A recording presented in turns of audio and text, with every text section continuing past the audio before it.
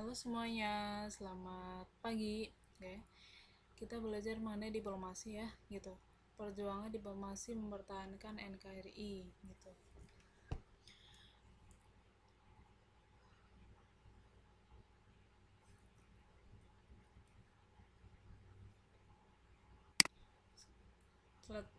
Selanjutnya,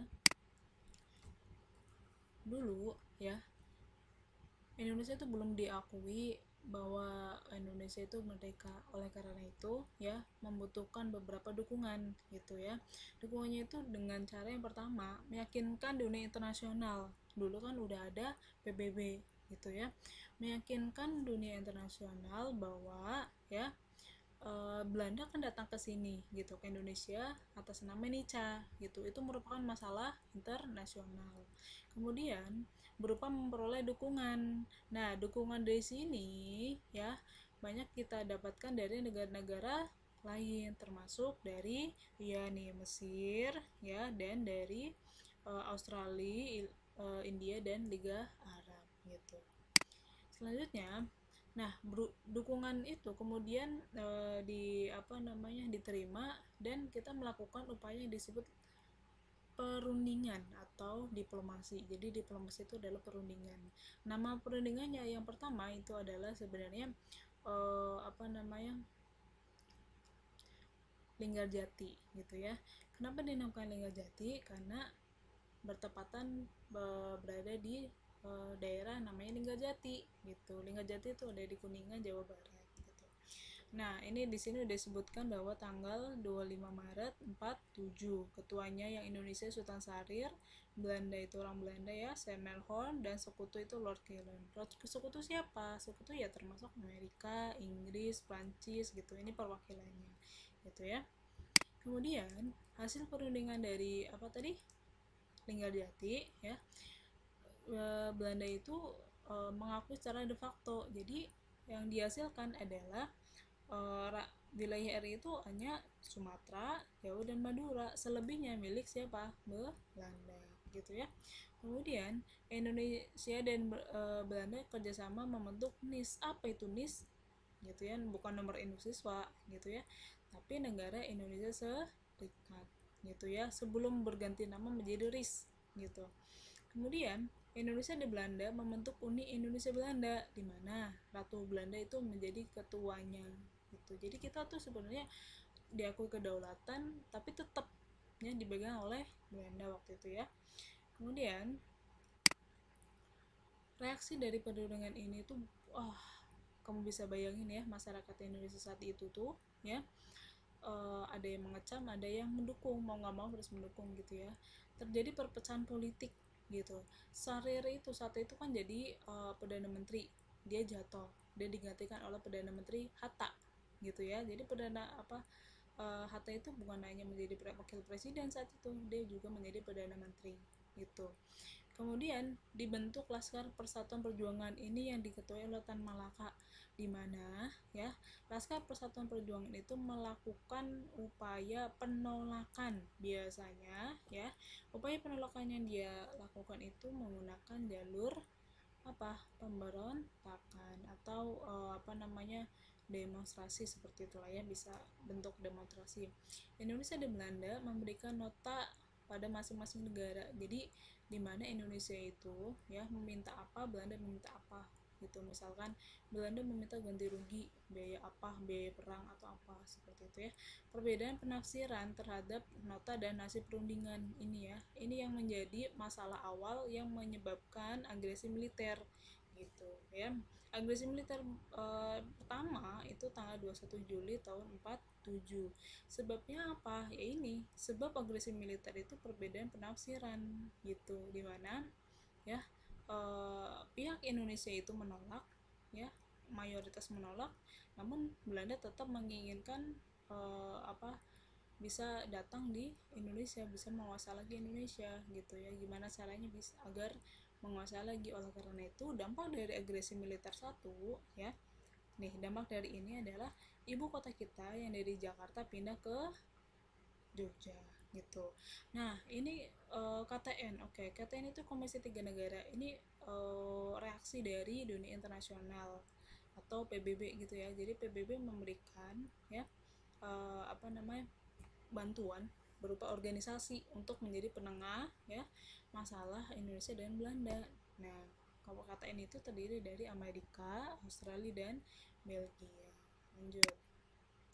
Setelah dari Linggarjati, kita ke Renville. Kenapa dinamakan Renville? Karena ada di perundingannya ada di kapal Renville. Kapal Renville itu milik siapa?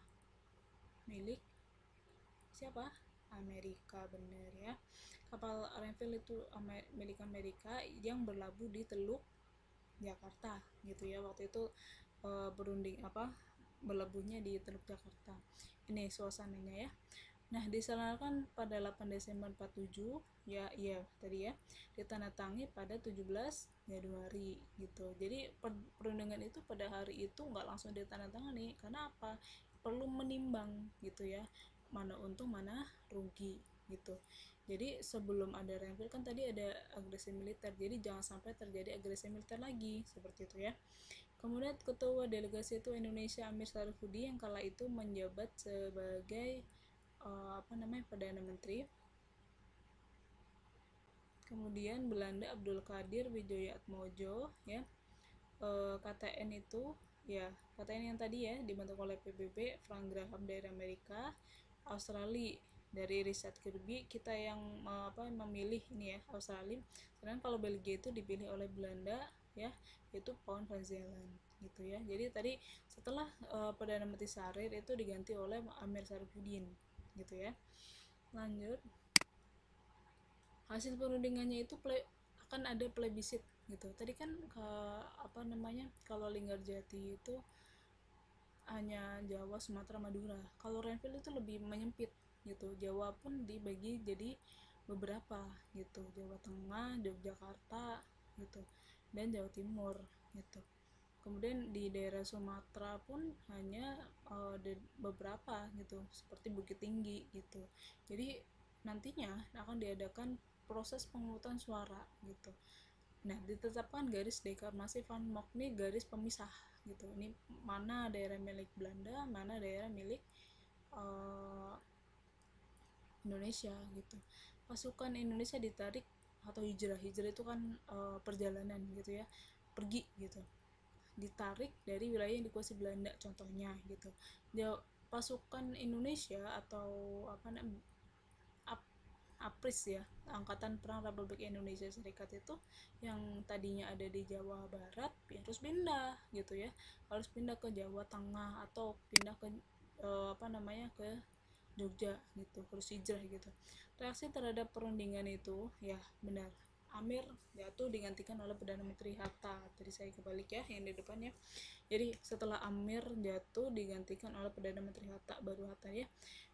Ya, Sumatera, Banten, Yogyakarta. TNI ditinggal hijrah tadi ya, sebutin di bawah di atas. Belanda membentuk BFO. BFO itu adalah Bijen Coms for Federal Overleg, atau kalau di bahasa Indonesia ini itu adalah Badan Musyawarah Negara-Negara Federal gitu. Negara federal siapa? Ya selain Banten, Yogyakarta, Bukit Tinggi yang dari Sumatera, seperti itu. Kemudian setelah itu ternyata Belanda melakukan agresi militer 2 gitu. Jadi dia nggak hanya puas di agresi militer 1. Tindakan Belanda di agresi militer 2 itu nih ya, ibu kota kita kan tadinya di Yogyakarta, pindah ke mana? Bukit Tinggi. Kenapa? Karena Yogyakarta dikuasai oleh Belanda. Kemudian presiden dan wakil presiden dan beberapa menteri ya, seperti Gus Salim gitu ya, itu ditawan gitu, dibawa pergi gitu ya oleh Belanda gitu. Kemudian dibentuknya PDRI. Nah, PDRI itu Pemerintah Darurat Republik Indonesia di bawah pimpinan Safruddin Prawira Negara gitu. Nah, Safruddin Prawira Negara itu adalah seorang menteri ya saat itu yang di bawah di bawah Perdana Menteri atau kabinetnya Amir Sarifudin. Kemudian adanya PDRI itu ada di Bukit Tinggi, Sumatera Barat ya. Jadi membuktikan bahwasanya Indonesia tuh masih ada gitu loh, masih eksis walaupun ibu kota yang di Yogyakarta dikuasai gitu ya. penggalangan dukungan oleh wakil Indonesia di PBB gitu. Jadi PBB itu kemudian istilahnya sederhananya adalah diteror. Gimana sih harus membela gitu ya, ada jelas-jelas ada suatu bentuk penindasan gitu ya, bentuk pelanggaran HAM di Indonesia. PBB harus bergerak istilahnya gitu ya. Ancaman Amerika terhadap Belanda tentang Marshall Plan. Oke, Marshall Plan itu sebenarnya masuk ke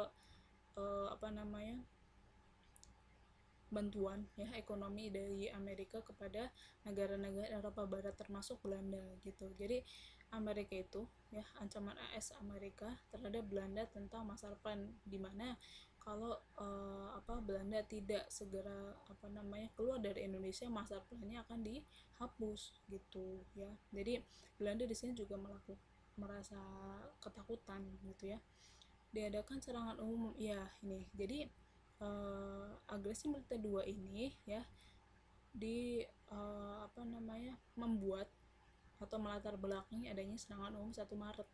Serangan umum 1 Maret itu ya ada di Yogyakarta, dipimpin oleh beberapa jenderal besar kita, termasuk siapa?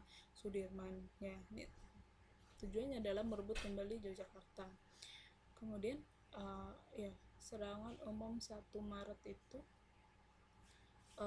hanya bisa berkuasa selama 6 jam ya, 6 jam jadi memang selama 6 jam aja gitu, tapi efeknya itu psikologis dan politis, dimana intinya pada dasarnya adalah membuktikan bahwasannya TNI ya, Tentara Nasional Indonesia atau APRIS yang kala itu ya, itu masih eksis, masih kuat gitu, masih bisa mempertahankan kedaulatan seperti itu ya.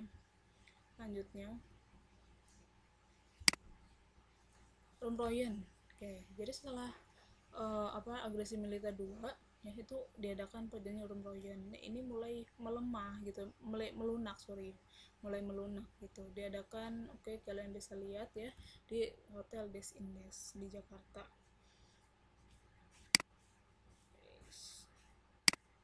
Nah, di sini kan tadi ada KTN ya, Komisi Tiga Negara, diganti menjadi UNCI gitu, United Nations Commission for Indonesia.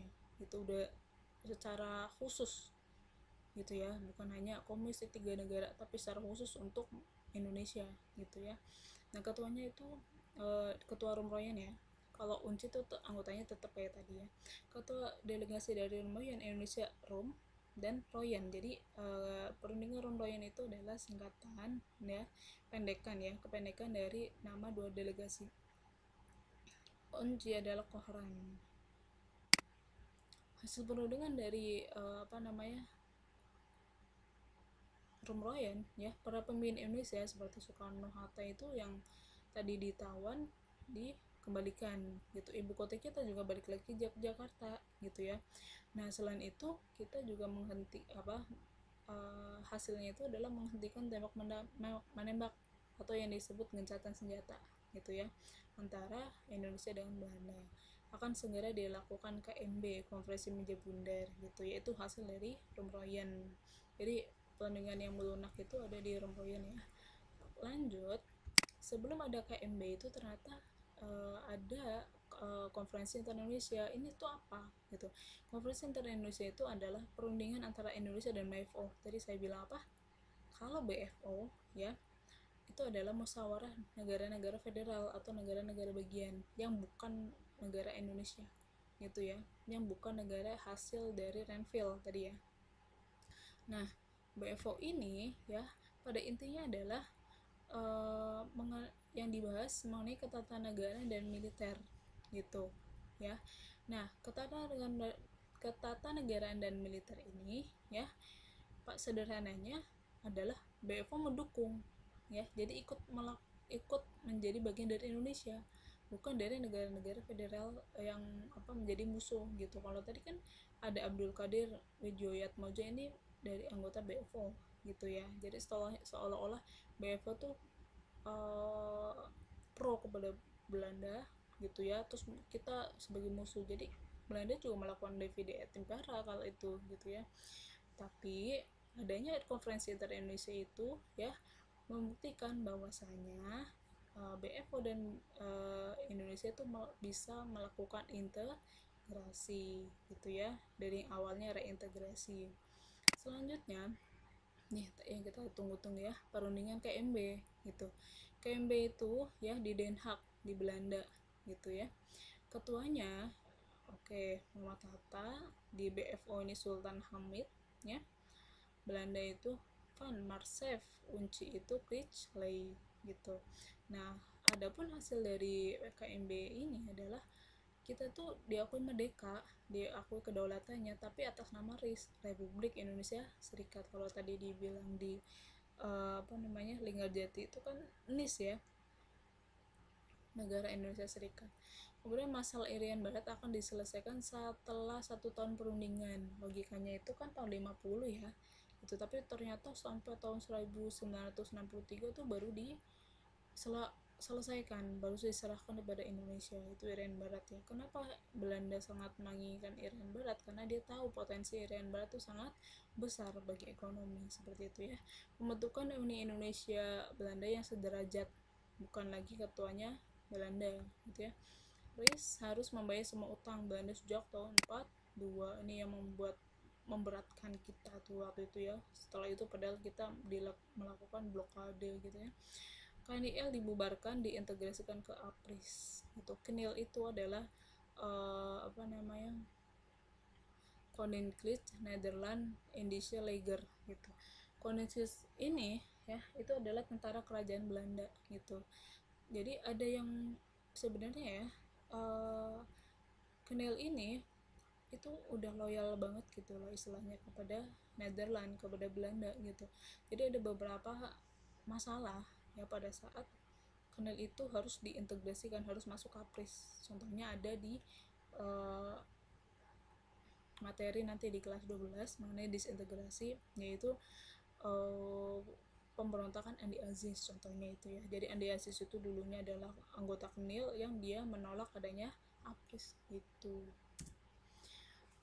Nih penyerahan kedaulatan RIS. Jadi kedaulatan RIS kalau ibu tanya adalah tanggal segini ya, tanggal 27 tahun 49 bulan Desember. Jadi Belanda itu Ratu Juliana kala itu tuh ya kayak nama ibu kan, menandatangani naskah penyerahan kedaulatan. Jadi ini udah fix gitu ya. Di Jakarta ada lobbying ya, menyerahkan naskah kedaulatan kepada perwakilan Indonesia. Jadi dari Belanda ke Jakarta dibawa oleh lobbying gitu ya, kepada perwakilan Indonesia yang diwakilkan oleh Sultan Hamengkubuwono ke-9 gitu. Secara formal penjajahan Belanda di Indonesia berakhir gitu. Wilayah Indonesia adalah bekas wilayah ya, kecuali Irian Barat gitu. Kecuali Irian Barat. Itu masalah Timor Leste gimana? Timor Leste belum mau masuk ke Indonesia waktu itu ya. Jadi yang sekarang menjadi provinsi di Indonesia itu ya kalau dilihat kecuali Irian Barat ya. Oke, sekarang latihan soal. Saya hanya memberikan 5 soal di sini ya. Tapi kamu harus baca ketentuannya gitu. Pahami materi, kemudian kerjakan. Kirim jam 10 ya. Dengan menyertakan foto memakai seragam. Ayo William, kemarin gak pakai seragam. Jangan gitu ya. Walaupun kamu misalkan Bu, seragam saya lagi dicuci atau seperti apa, tapi setidaknya menggunakan seragam yang lain, atau kalau kepepet banget gitu ya pakai baju yang sopan. Nah ini soal latihan itu ada 5. Jelaskan faktor penyebab Belanda melakukan agresi militer. Ini umum ya gitu, agresi militer 1 dan 2 gitu. Mengapa sekutu menjadi pihak penengah? Jadi sekutu kan tadi ya termasuk Amerika, Prancis, Inggris, kok kenapa jadi pihak menengah gitu. Jadi apa yang menyebabkan gitu. Abdul Qadir Widoyoatmojo, nah siapa gitu, tadi saya sudah sebutkan ya. Dan kenapa dia menjadi pihak Belanda gitu. Status Jakarta setelah agresi militer 2 adalah jadi agresi 1 agresi militer kedua gitu, itu Jakarta itu seperti apa gitu. Sebab Presiden Soekarno menunjuk Safruddin. Tadi kan adanya PDRI kan ditunjuk oleh Soekarno yang berhak yang berkewajiban membentuk adalah Safruddin. Kenapa? Sebabnya apa? Apakah Safruddin itu mempunyai sesuatu yang lebih gitu? Kenapa Soekarno menunjuk dia? Kenapa bukan tidak orang lain atau ini atau siapa gitu? Kenapa gitu ya? Oke, thank you semuanya. Semoga kalian paham. Jika belum paham bisa bisa tanya lewat saya via WA. Oke.